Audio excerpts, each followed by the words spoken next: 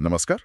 आज हम क्लेयर सेगर की किताब झूठ का वादा, शक्ति और प्रेम की गाथा पर गहराई से चर्चा करने वाले हैं। जी, ये किताब shadows of the tenebrous court trilogy का आखिरी हिस्सा है। हाँ, और जॉनरे है डार्क फैंटेसी रोमांस। तो आज हमारे पास जो जानकारी है उसके आधार पर इसके किरदारों, कहानी के मोड़ों और जो गहरे विषय हैं उन्हें समझने की कोशिश करेंगे। बिल्कुल। और इसकी दुनिया भी काफी अनोखी है ना? एक बंटी हुई फे दुनिया, मतलब जादुई प्राणियों की दुनिया, जहाँ काफी उथल पुथल है, राजनैतिक भी और जादुई भी। और इस सब के बीच हमारे मुख्य किरदार हैं। हाँ, दो हैं। एक तो बैस्टियन, जो एक फे योद्धा है, काफी अनुभवी, और दूसरी है कैटरीन, जिसे सब कैट कहते हैं। वो एक इंसान है। तो कहानी की शुरुआत ही बास्टियन के लिए काफी क्या कहते हैं, नाटकीय है। उसे एक बड़ा मुश्किल फैसला लेना पड़ता है। बहुत ज्यादा। असल में उसे अपने ही पिता का सामना करना पड़ता है। पिता जो रानी की हत्या करने की कोशिश में है। ओह, और मरते वक्त पिता उसे एक जादुई तावीज तो देते ही हैं, साथ में एक पुराने वादे का बोझ भी डाल जाते हैं। ये चीज बास्टियन को अंदर तक हिला देती है, आप देखिए। जाहिर है ये तो बहुत भावनात्मक झटका होगा, और फिर वो तुरंत एक और मुसीबत में पड़ जाता है। कोई साजिश। हाँ, एक हत्या की साजिश। ऐसा लगता है कि कोई जानबूझकर युद्ध भड़काना चाहता है। तो बास्टियन अब बाहरी दुनिया में सक्रिय हो जाता है। मतलब वो जांच पड़ताल करता है, विद्रोहियों से मिलता है। सही कहा। वो साजिश की जड़ तक पहुंचना चाहता है, विद्रोहियों से हाथ मिलाता है और जो कमजोर समूह है उनकी रक्षा करने की कोशिश करता है। उसका रास्ता सीधा टकराव वाला है। पर कैट की कहानी वो बिल्कुल अलग है। हाँ, कैट की स्थिति तो एकदम उल्टी है। उसे वो राजा साइरस जबरदस्ती अपने दरबार में ले जाता है, डॉनकोट में। जी, डॉनकोट। और वहां उसे मजबूर किया जाता है एक लोहे का कंगन पहनने के लिए। लोहे का कंगन?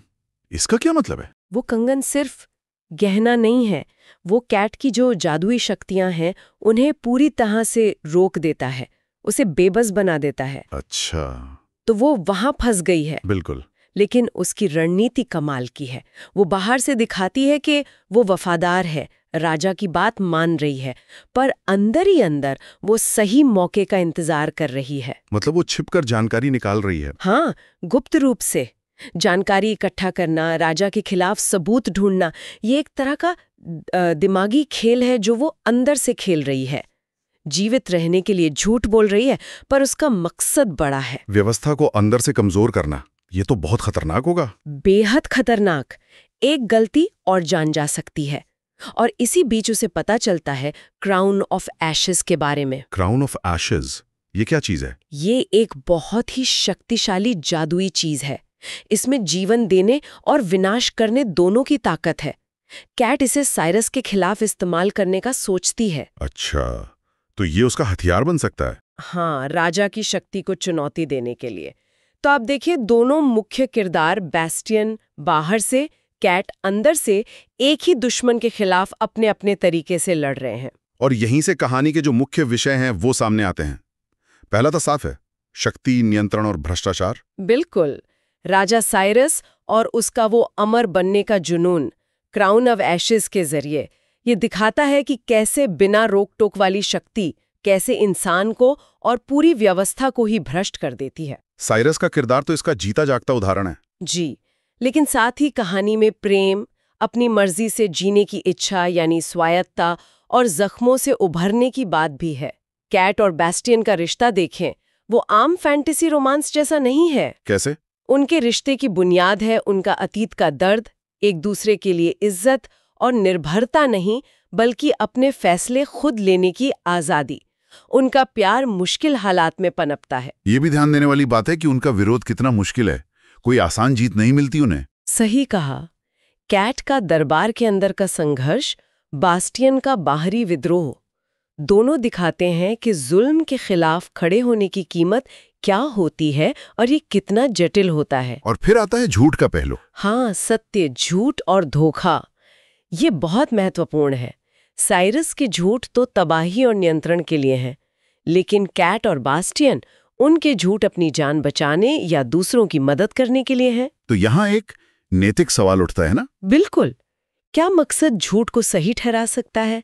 क्या न्याय पाने के लिए या किसी को बचाने के लिए बोला गया झूठ ठीक है? कहानी हमें ये सोचने पर मजबूर करती है। तो कुल मिलाकर झूठ का वादा एक ऐसी कहानी है जिसमें राजनीतिक दांव पेच है, गहरा रोमांस है और जबरदस्त फैंटेसी है। और किरदार भी ऐसे हैं जो पूरी तरह अच्छे या बुरे नहीं हैं। वो मुश्किल हालात में मुश्किल फैसले लेते हैं। खासकर कैट, जो इतनी मुश्किलों के बाद भी प्यार और अपनी आज़ादी के लिए लड़ती रहती है। संक्षेप में कहें तो ये किताब शक्ति, प्रेम, विरोध और धोखे की परतों को डार्क फैंटेसी सेटिंग में बहुत अच्छे से दिखाती है। जी, जहां किरदारों को बार बार चुनना पड़ता है कि वो अपने मूल्यों और जिंदगी को बचाने के लिए क्या कीमत चुकाने को तैयार हैं। सही और गलत के बीच की लकीर अक्सर धुंधली हो जाती है। और अंत में ये कहानी हमें एक सवाल के साथ छोड़ जाती है। क्या कोई बड़ा मकसद जैसे न्याय या जान बचाना झूठ को सही ठहरा सकता है? और शक्ति का असली मतलब क्या है? क्या वो नियंत्रण में है या मुक्ति में? हाँ, ये ऐसे सवाल हैं जिन पर पाठक किताब खत्म होने के बाद भी सोचते रह सकते हैं।